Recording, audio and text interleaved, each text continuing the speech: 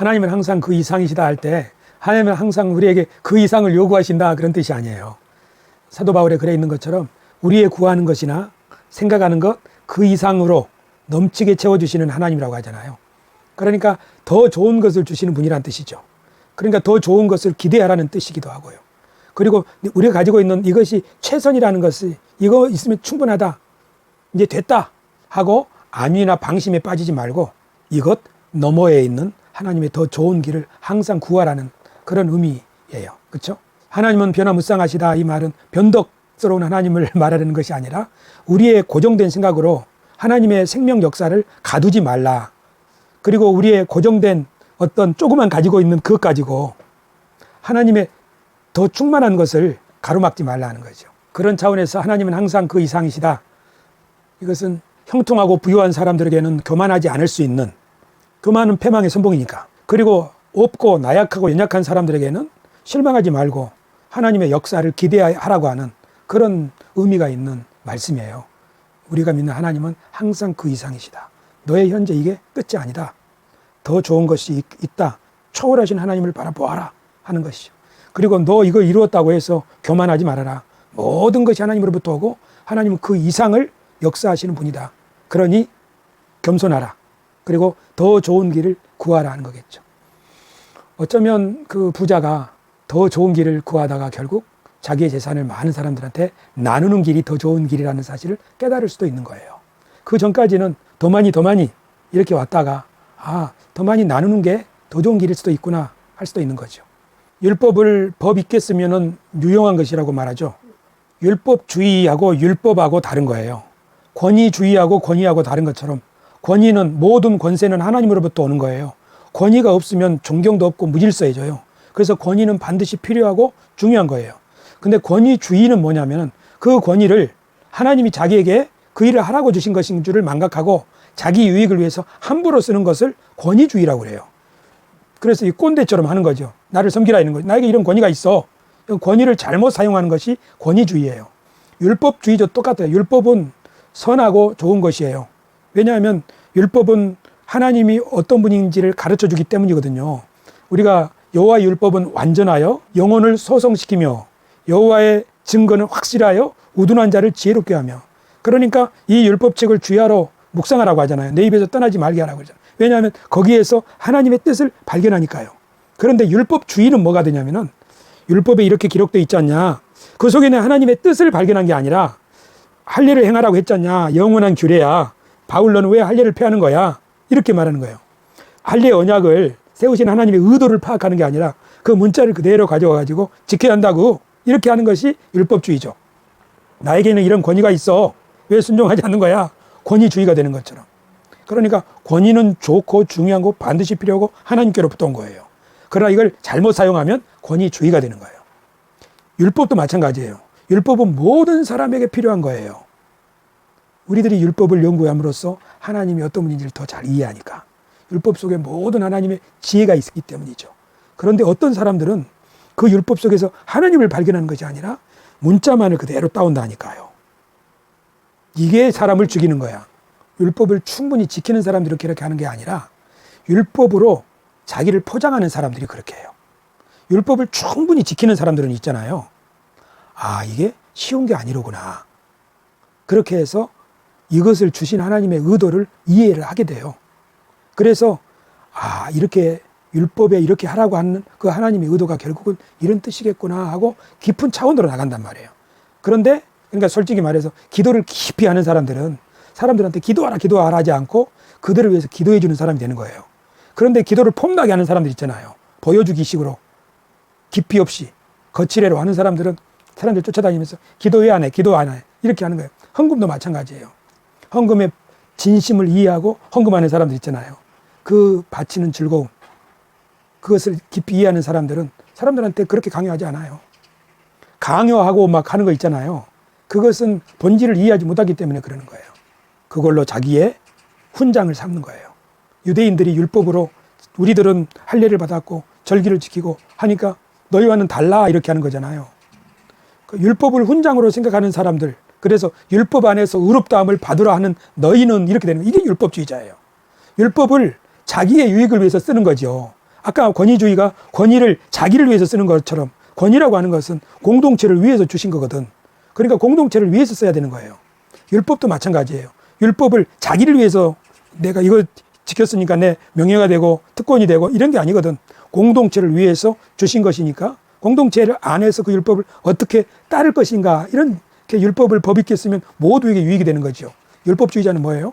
그걸 자기를 위해서 쓰는 거예요. 그래서 자기의 훈장을 삼고 영광을 삼으니까 차별하게 되는 거죠. 그걸로 판단하게 되는 거죠. 그런 사람들한테 이렇게 말하는 거예요. 네가 생각하는 그 이상이야. 너는 왜 여기다가 하나님의 생각과 뜻을 가두는 거야? 이렇게 말하는 거죠. 너에게 하나님이 말씀하시는 그 말씀을 통해 너에게 말씀하시는 그 음성을 들어야 한다고. 그렇게 되면 그것이 오늘날에는 어떤 의미인지를 알게 될 거야. 그래서 율법을 가르쳐주고 구약 성경 이야기를 들려주고 하잖아요. 그러면 사람들이 그 이야기 속에서 아, 하나님은 대체 아브라함의 생각 이상으로 역사하신 분이구나 하고 자연스럽게 알게 돼요. 율법을 가르치고 율법을 통해서 하나님을 가르치면 사람들이 자연스럽게 하나님은 우리 생각 이상으로 역사하시는구나. 우리 방법 이상으로 역사하시는구나. 그러니까 여호수아를 배우면 여호수아의 과오, 아브라함의 과오 이런 걸 통해서 아, 하나님은 정말 오묘하게 역사하시는구나. 이런 걸 자연스럽게 알아가는 거죠. 그런데 왜 율법주의자들이 일어나냐 하는 거죠. 그렇게 율법을 안 배우기 때문이에요. 사실 우리가 우리 자신을 돌아봐도 우리도 율법주의자인 때가 있었잖아요. 어떻게 그렇게 되는가요? 사도 바울은 그걸 뭐라고 말하냐면 열심 있는 유대인들에게 수건을 가리고 있다고 그러잖아요. 그 말씀이 깊이로 안 들어가고 누가 이렇게 말했으니까 이렇게 기록되어 있으니까 이렇게 해야 된다고만 생각하는 어린 아이의 생각이 갇혀 있기 때문이에요. 장성에서 그 의미를 따져야 될 텐데 율법주의자가 된 것은 더 깊이 있는 말씀을 배우지 못했기 때문에 그래요. 세상은 자꾸 변하잖아요. 나의 환경도 변하잖아요. 그런데 그 말씀에 기록되어 있는 그것만을 갖고 사니까 율법주의자가 되는 거예요. 안식일을 기억하여 거룩히 지키라. 안식일을 지키는 것은 요것이다. 그렇죠. 설교를 통해서 많이 배웠죠, 우리가. 안식일에는 물건을 사고 팔고 하면 안 된다. 그런 것들이 규정이 된 거 아니에요. 장로의 전통. 성경에 있는 구절들, 그리고 거기를 설명하는 장로의 전통들, 이것들이 아, 안식일에는 이렇게 하면 안 되는가 보다. 주일 성수라는 개념으로. 그것처럼 수많은 가르침들, 또 성경 구절들, 이런 것들이 우리한테 딱 장착되어 있어요. 그 문제는 뭐예요? 그 더 깊이를 생각을 못하기 때문에 하나님이 이 말씀 그 이상으로 우리들에게 일깨워 주신 분이라는 사실을 깨닫지 못하니까 이런 것은 교사의 부족이라고도 볼 수 있어요. 가르치는 자가 없으니까 모든 사람이 가르쳐야 돼요. 모든 사람. 우리가 지금 그 성경 시편도 읽고 구약도 읽고 신약도 읽고 막 그러잖아요. 그렇듯이 그 사도 바울이 말한 모든 성경은 다 유익하다니까요. 모든 사람에게. 그러니까 지금 당신이 착각하는 것은 율법을 가르치면 안 되고 율법을 가르치면 율법주의자가 되고 그게 아니에요. 율법은 모든 사람에게 가르쳐야 돼요. 단 어떻게 가르쳐야 돼요? 이걸 통해서 하나님이 어떻게 우리를 살리시느냐, 이걸 통해서 하나님 우리에게 뭘 원하시느냐, 이걸 가르쳐야 돼요. 하나님이 이렇게 하라고 하셨어. 그러니까 우리도 이렇게 해야 해. 이렇게 글자를 그대로 가지고 오는 건 이건 죽이는 거예요. 문자는 죽이는 것이라고 할 때. 구약에 하나님이 이렇게 기록을 해놓으셨는데 왜 그렇게 하셨지? 하고 그 정신을 따라가야지. 그러니까 대표적으로 할례가 바로 그거예요. 아까 기록된 대로 아브라함에게 영원한 언약이라고 그러잖아요. 백성에서 끊어지 그러거라 그러잖아요. 이 문제 그대로 가져오는 건 이 율법이야. 너는 왜 율법을 깨뜨리느냐? 할례에 대한 규정이 여기 있지 않냐? 지금 우리가 가장 대표적으로 차별금지법 반대하는 동성애가 바로 그거예요. 구약의 남색에 대한 규정들 있죠. 그리고 소돔 고모라도 그렇게 가지고 오는 거예요. 그래 가지고 와가지고 지금 이 시대에다 그대로 딱 적용하는 거예요.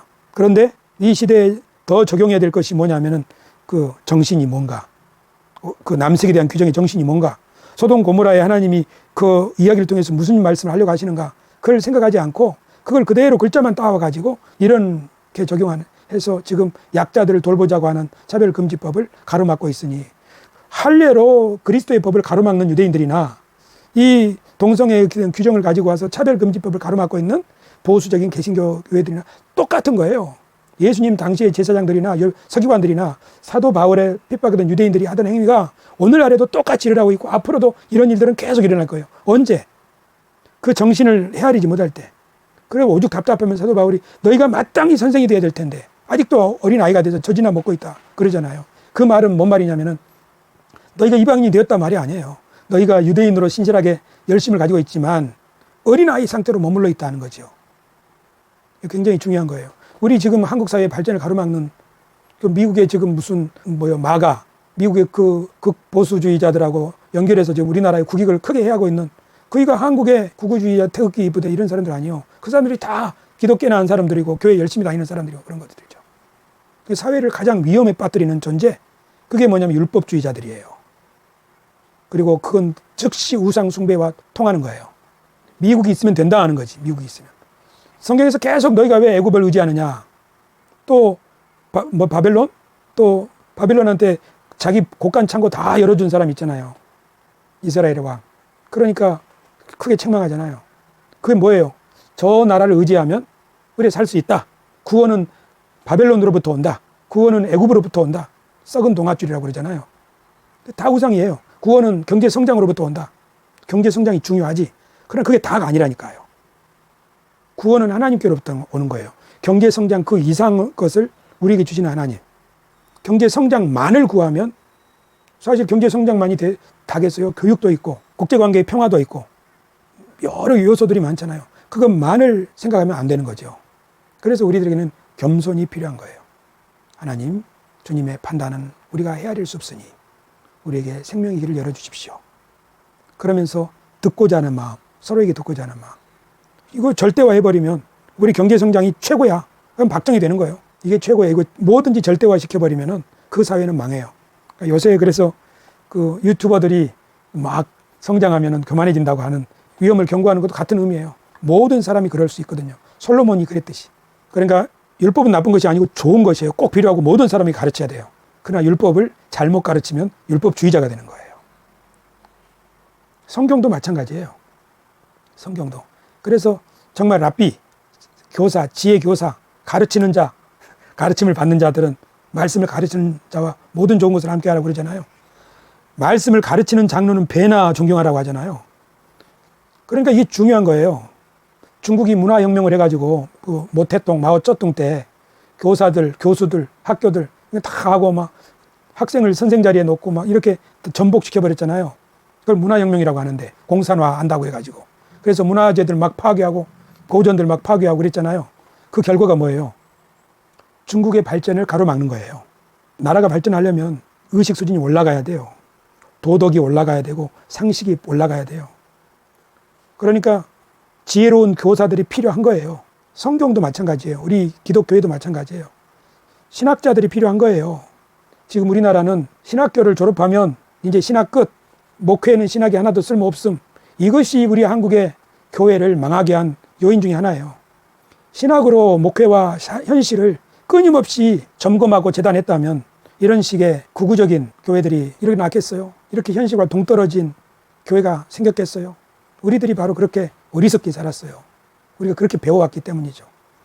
믿음이 좋은 것이, 말씀대로 사는 것이 무엇인지에 대해서 너무나 허술하게 배운 거예요. 거칠애로 배운 거예요. 그래서 교회 다니면 다닐수록 꽉 막힌 사람이 되고 세상을 모르는 사람이 되는 거죠. 도리어 진리의 말씀을 배우면 배울수록 하나님의 마음을 이해하게 되니까 세상보다도 더 넓은, 더 깊이 있는 포용적인 사람이 돼야 마땅하죠.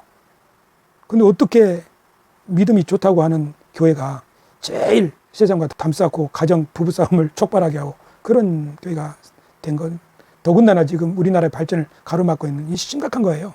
국회에서 좋은 법을 발의하고 법안을 만들려고 할 때 지금 아마 보수 개신교의 눈치를 많이 봐야 되는 이런 상황, 교회가 세상에 등불이 돼야지 등불을 가로막는 흑암이 되어가지고 있는 이것이 바로 어디에서 온 거예요? 교사의 부재, 성경 교사의 부재, 거기서 온 거예요. 그러니까 평신도들이 일어나야 돼요. 귀를 기울이고 들어봐야 돼요. 이 말씀이 그러한가 하고 따져봐야 돼요. 아마 유튜브 시대라 가능성이 있어요. 하지만 문제는 사람들이 다 자기 귀를 긁어줄 스승들을 찾고 있다는 거지. 가슴을 열고 듣는 귀를 가지고 이해하려고 하고 들어보려고 하고 그러면 희망이 있어요. 희망이 있는 건 뭐예요? 아합과 같은 암흑기에도 7천 의인이 있다고 하잖아요. 지금 이 시대에는 더 많은 의인들이 있을 거예요. 그러니까 희망이 있는 거예요. 그러니까 예루살렘 성전이 이게 여호와의 성전이다, 여호와의 성전이다, 여호와의 성전이다 하는 거짓말을 믿지 말아라. 예레미야가 말했잖아요. 그 성전은 무너질 거예요. 스데반이 말한 것처럼 하나님이 언제 처소가 필요하다고 그랬느냐. 진짜 성전, 오늘 유영모 목사님이 그랬잖아요. 아들아, 종아, 진짜 하나님의 성전은 하나님의 뜻을 따르는 내 백성이다. 사람을 세우는 것이 하나님의 성전을 세우는 것이다. 많은 목회자들이 이것을 알고 있어요. 하지만 사람을 세운다고 하는 것이 뭐예요? 그에게 그리스도의 정신, 그리스도의 형상이 새겨져야죠. 그리스도의 형상이 뭐예요? 하나님의 마음을 따라 살아가는 사람들이잖아요. 그 마음은 지금처럼 편협하고 옹졸하고 배타적인 그런 마음은 아닐 거예요. 그렇죠? 그렇기 때문에 생명의 바다 교회 이런 설교도 필요하다는 거예요. 하나님은 초월하시면서 내재하신다. 이게 사실은 삼위일체의 핵심이에요. 성부 하나님이 모든 만물을 창조하시잖아요. 근데 그 하나님은 저 구말리 창천에 계시는 분이 아니라 자신을 우리들에게 계시하시고 우리들에게 찾아오시는 분이에요. 성자 예수님이 바로 그렇죠. 성령이 그렇죠. 그래서 하나님은 인간이 닿을 수 없는 곳에 계시는 거룩한 분이에요. 그렇죠? 동시에 온 우주에 충만한 분이에요. 그래서 기독교의 하나님은 초월하신 하나님, 내재하시는 충만하신 하나님, 이 두 가지를 함께 믿는 신앙이 기독교 신앙이에요. 우리가 믿는 하나님은 그런 분이에요. 그러니까 우상의 하나님은 어떤 분이에요? 여기에 갇혀 있는 분이에요. 그러니까 그 갇혀 있으니까 거기 떠나면은 빠이빠이야. 딱 건물이나 물건에 가두는 거죠. 그 다음에 또 하나 초월. 하나님은 저기만 계시고 초월해 있고 우리에게는 말씀하지 않거나 개입하거나 그런 분이 아니야. 이렇게 이거 대표적으로 이실론이라고 그래요. 저 위에만 계시고 인간 사이는 개입하지 않는다. 초월적인 분이다. 일신론을 믿는 이슬람 신자들도 아마 되게 그런 성격이 많고요. 많은 신자들이 그런 신앙을 가지고 있어요. 하나님은 초월적인 저 위에만 계신 분이다. 그런데 우리 신앙은 이 두 가지를 함께 믿는 거, 함께 받아들이는 거죠. 그러니까 이것은 그래서 그 이상이란 말을 쓰는 거예요. 초월하시는 분만이 아니고 우리와 함께 하시고 또 여기에만 갇혀 계시는 분이 아니고 그 초월해 계시니까 그래서 하나님은 그 이상이시다. 이런 설교 제목을 만든 거예요. 오늘 설교를 준비하면서 사실 반성을 많이 했어요. 내가 우상 숭배자처럼 현실에 갇혀 있었구나. 하나님은 이 현실을 초월해 역사하시는 분인데 하나님은 더 이상 더 놀라운 일을 하실 수 있는 분인데 나는 그런 것을 보지 못했구나. 그럼 안 보이니까 어떻게 해요? 황금 송아지 만들어 놓고 여기가 있다. 하나님 여기 있다. 그런 거잖아요. 눈을 감아야 하나님이 보인다는 말도 그것도 맞는 말 같아요. 그리고 또 한 가지는 그 초월하시는 분만이 아니라 개입하시는 분. 너에게 말씀하시는 분. 그래서 우리가 지금 하나님의 말씀을 배우고 있지만 구체적으로 하나님의 도우심을 구하고 바라고 찾아야 되겠다. 오늘 설교를 준비하면서 그런 반성을 많이 했어요. 율법주의자, 우상숭배자, 그게 다른 데 있는 게 아니라 내가 그런 사람이구나. 율법주의자는 뭘 안 한다고 그랬어요? 기도를 안 한다고 그랬어요. 이미 다 정해져 있으니까. 우상숭배자는 뭘 안 하는 거예요? 기대를 안 하는 거예요. 그 이상 역사가 초월하시는 역사가 있다는 걸 기대를 안 하는 거예요. 그러고 보면 둘 다 기도를 안 하네.